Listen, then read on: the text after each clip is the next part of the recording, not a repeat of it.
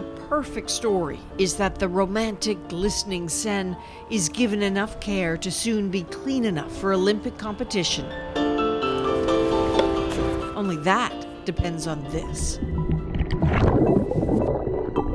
This very different view of the Seine is the one that really counts. We did 16 samplings, and most of them had a really high rate of two bacteria, which are E. coli and Enterococcus. So E. coli and Enterococcus, these are fecal bacteria. They are fecal bacteria. What would that mean for someone who is swimming? Well, that means that they can have they can be sick, they can take some gastroenteritis, they can take conjunctivitis, and they can have spots like Staphylococcus, which could be quite a problem if they have a low immunity.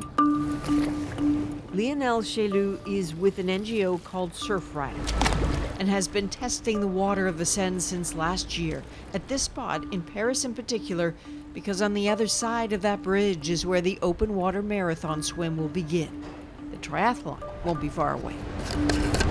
So you're talking about testing for E. coli and other fecal matters, but we're watching this vessel, this river vessel go by. This is an industrial river vessel.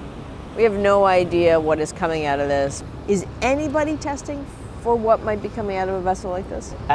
We don't know about the chemical pollution. We don't know about all that. That's why, for myself, each time people say to me, "Hey, if the water finally turns good according to the bacteriological criteria, will you swim?"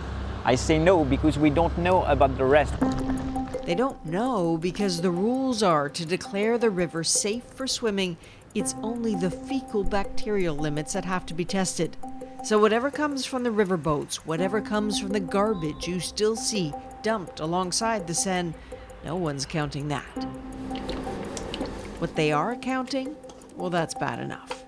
Over the past 2 months, we haven't seen a single day where water quality was acceptable. So we're starting to be a little bit worried that, what will happen. This is the Fluidion Open Data Initiative Lab. We paid them a visit, and Dan Angelescu in particular, in early June. They've been testing independently of the city and believe their numbers are more precise. Have a look at what they saw this spring. I can see the blue lines, the big spikes represent big rainfalls. Exactly. So these light blue lines, these are the rain events. You have some really big spikes, you can reach concentrations of 25,000 E. coli per 100 ml after a big rain event. And this is typical. This is typical of this time of the year when you have a lot of rain, etc. So the hope is that, going forward, we're going to have more of this dry type of weather where concentrations start to drop down, and that the river will clean up before the Olympics start. Counting on the weather to hope for days that look as pristine as the one we took to the water was never going to be a good enough plan, because the story of the Seine has always been complicated. It's actually been illegal to swim in the Seine for about 100 years because of concerns about pollution. But France has poured a fortune into trying to make it clean. Unfortunately, every time there's a heavy rain, sewage pours into it. So will it be safe enough, clean enough for the athletes? Let's put it this way, it hasn't really been okay so far.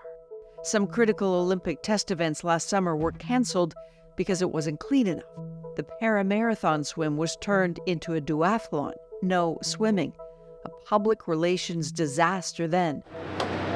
And to avoid another, the work has been relentless, renovating aging sewage plants and residential systems. And then there's this, the expensive, ambitious Austerlitz Basin project, designed to catch overflowing rain and wastewater, stop it swamping the Seine, allow it to drain into the sewage system more slowly. CBC News got access to the construction site just weeks before it was closed over. Showing our cameras around, Samuel Colin Canivet, lead engineer for the Paris water system. Alors effectivement, pour se représenter les volumes dans lesquels on est, là... You can imagine the volume, he told us. This concrete column goes up 30 meters. That's 8 stories high and down 80 meters. So it's huge, but not necessarily big enough. Quand on a une pluie d'une intensité dont la... When we get intense rainfalls, the kind that happen every 10 or 100 years, the system can't cope. We know spillovers into the river can happen every swimming season, and so we know, a few days later, health requirements are not going to be met. The mayor and Paris organizers toured it just before it closed over, stressing optimism, as always. Ce que ça nous garantit ici, c'est de éventuellement What the basin guarantees, she explained, is postponements can be short, just a few days, enough time for fine, dry weather to move in and for competition to go ahead. It's that guarantee that's important to us. So keep an eye on this woman, Anne Hidalgo. As mayor, she was among those who led the pitch to host the games and the one who vowed a few times that she would swim in the Seine to prove it's just fine. She finally did last week. This image of being able to swim in the Seine, as the 19th century painters used to portray, is just so Parisian. Or rather, it was. It's the same stretch of water, but so much has changed.